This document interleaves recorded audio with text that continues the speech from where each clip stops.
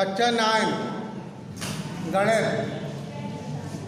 7 test करना। सवाल number 24।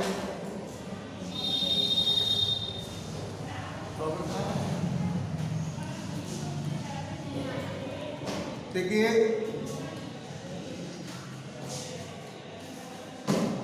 अब आया 24 नंबर कक्षा 9 7 एक्सरसाइज। एजी एक समझ तो एबीसी की मात्रा एबीसी के त्रिभुज एबी मात्रा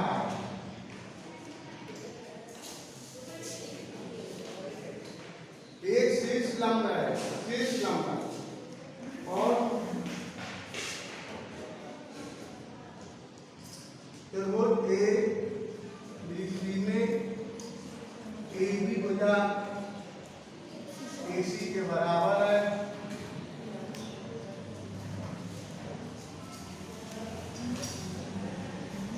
और ए बी लंब है बी सी पर। तो आपको सिद्ध करना है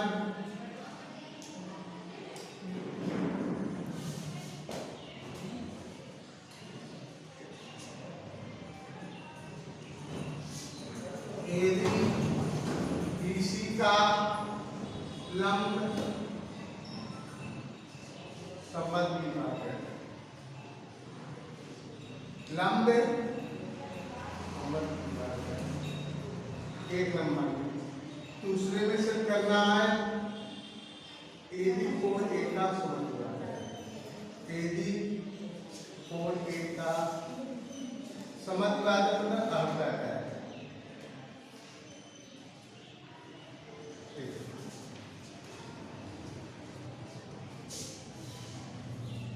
क्लियर कर लीजिए। उत्पत्ति क्योंकि एडी लंब बीसी पर है, ये दिया है तो एडी बराबर हो एडी क्योंकि ये कोण नब्बे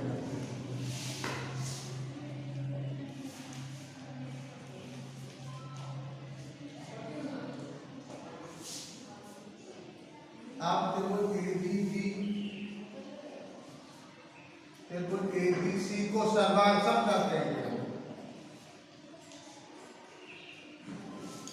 एबी बराबर एसी दिया है और एबी एडी भुजा एडी क्या है, दोनों में उभय मिलता है।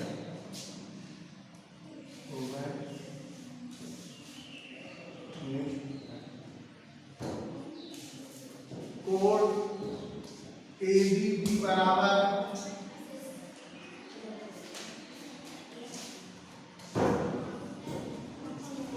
कोण एबी बराबर कोण एबीसी प्रत्येक कोण 90 का। इस त्रिभुज की दो भुजा व एक कोण इस त्रिभुज की दो भुजा एक कोण के बराबर है। तो हम एस करने से त्रिभुज ए बी सर्वांशम त्रिभुज ए बी सी सभी सर्वांशम हो गया। ये दो टुकड़ा हो गए सर्वांशम हो गए। तो इसके शेष सभी अंक आपस में बराबर होंगे। आपस में बराबर होंगे तो हम कह सकते हैं बीबी बराबर सीबी। तो हमको ये सिद्ध करना था एडी बीसी का लंब समद्विभाजक है। तो ये लंब है और ये आधा हो गया। तो हम क्या कहते हैं एडी बीसी का लंब समद्विभाजक। लंब संबंधी बात है। अब एक कोण इस कोण के बराबर होगा। क्यों होगा? क्योंकि दोनों तो क्या है, सर्वांग है। तो कोण बी ए बी बराबर कोण सी ए बी हो जाएगा। कोण बी ए बी जो होगा कोण सी ए बी बराबर होगा, यानी कि ए बी कोण ए का अर्धक। ये हमको सिद्ध करना। ए बी क्या हो गया? कोण ए बी का अर्धक। इस तरीके की दोनों बातें आपको सिद्ध हो जाती हैं। इस तरीके सवाल नंबर 24 आपका लग जाता है।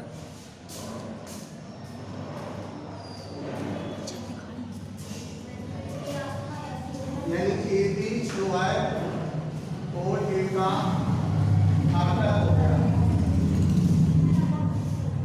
क्या अर्धक? क्योंकि दोनों त्रिभुज सर्वांगसम है, तब दोनों त्रिभुज सर्वांगसम है, कोण बराबर होंगे तो ये अर्धक होगा।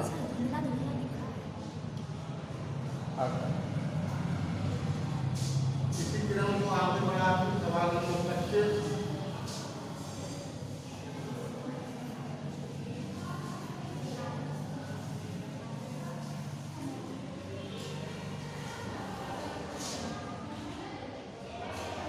क्वेश्चन नंबर एक त्रिभुज एबीसी की दो भुजाएं एबी और बीसी तथा मात्रा ए एम क्रमशः एक दूसरे त्रिभुज की भुजाएं पी क्यू और क्यू आर तथा मात्रा पी एन के बराबर है, तो ये विकसित करना है। ये सवाल हम लगवा चुके हैं। ए बी सी और एक त्रिभुज पी क्यू आर है। पी क्यू आर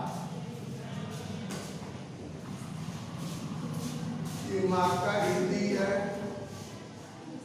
ये मात्रा पी है।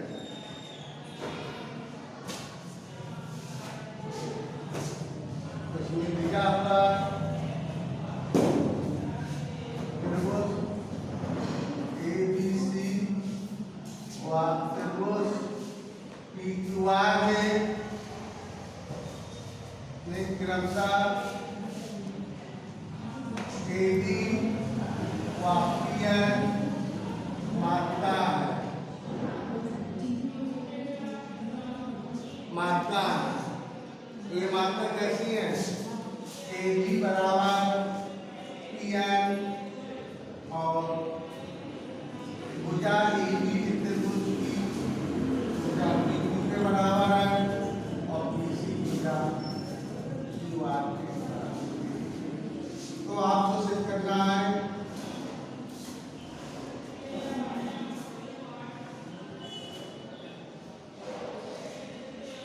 कि नंबर 1 त्रिभुज ए बी एन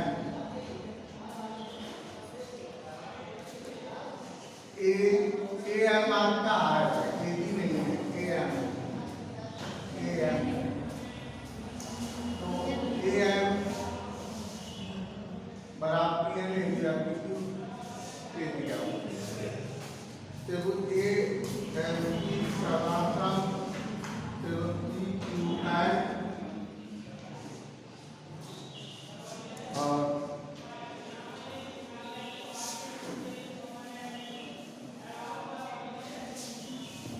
त्रिभुज दूसरी स्थिति में पूरा त्रिभुज ए बी सी सर्वांग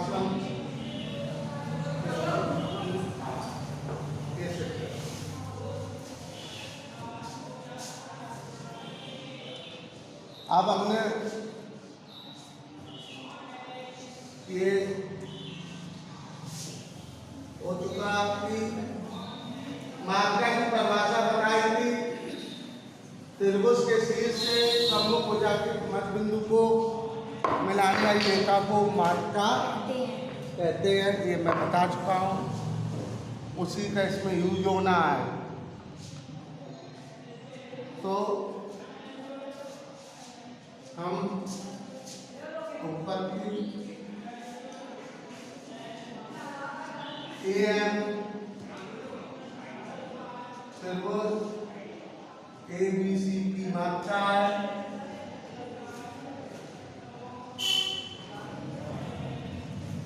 तो BM बराबर CM बराबर BC हो जाएगा। EN PQR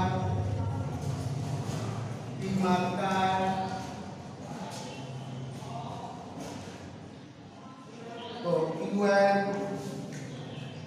बराबर NR बराबर QR। मात्रा क्या करता है, त्रिभुज को समूह भुजा को दो समान भागों में बांटता है। BM CM के बराबर होगा, QN NR के मात्रा। अब हम BC क्या QR के बराबर है।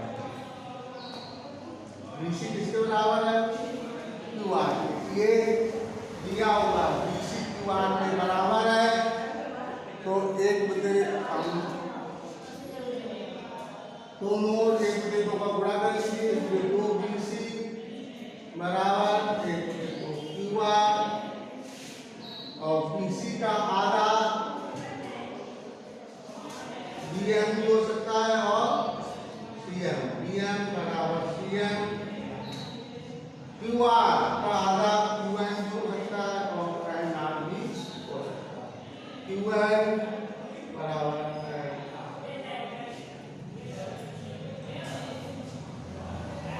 मतलब ये तो इससे होने से सब क्या होंगे, आपस में बराबर हो जाएंगे। अब त्रिभुज ABM और PQN की बात करेंगे। त्रिभुज ABM तथा त्रिभुज PQN,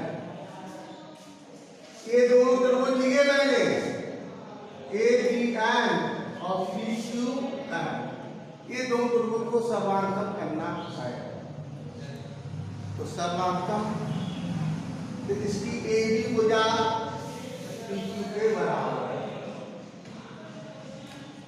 क्यों, ये दिया BM बराबर QN, BM किसके बराबर है, QN। ये मैंने सिर्फ कर दिया,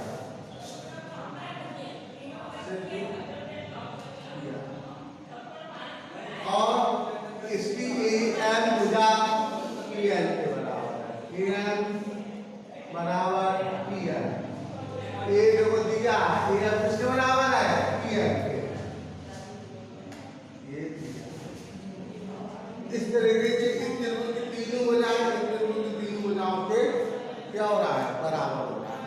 तब ये बराबर होंगी तो हम क्या कर देंगे, ऐस फिर में से दोनों त्रिभुज क्या हो जाएंगे, सर्वांगसम हो जाएंगे।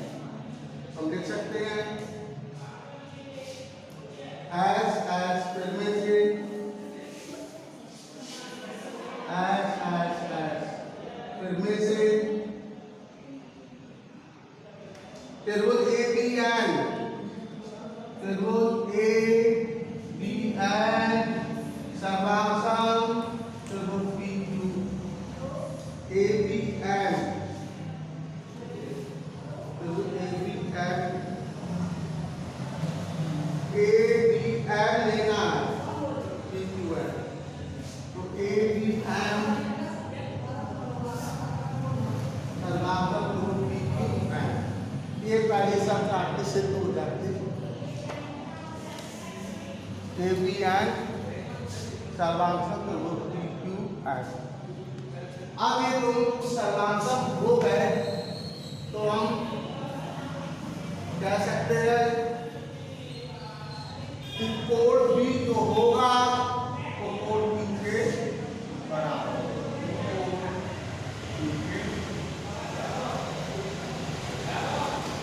क्योंकि जब तो त्रिभुज सर्वांगसम हो तो उसके प्रत्येक अंग आपस में बराबर।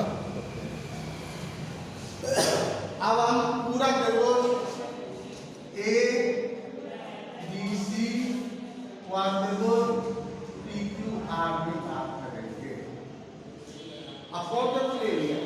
पूरा त्रिभुज A B C P Q R में पूरा त्रिभुज ले लेंगे। उसमें आएगा ए बी बराबर पी क्यू, क्यों? ये बी सी बराबर क्यू आर, प्रश्न में दिया था। अब कोण बी बराबर कोण क्यू, ये मैंने सिद्ध कर दिया। कोण बी जो होगा कोण क्यू के बराबर, क्यों? ये मैंने सिद्ध किया।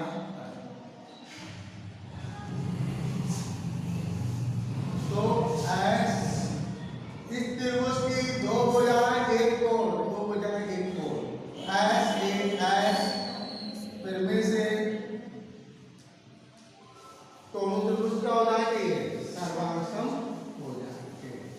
तो इस तरीके से त्रिभुज ए बी सी सर्वांगसम, त्रिभुज पी क्यू आर, इस तरीके से दोनों त्रिभुज क्या हो जाते हैं?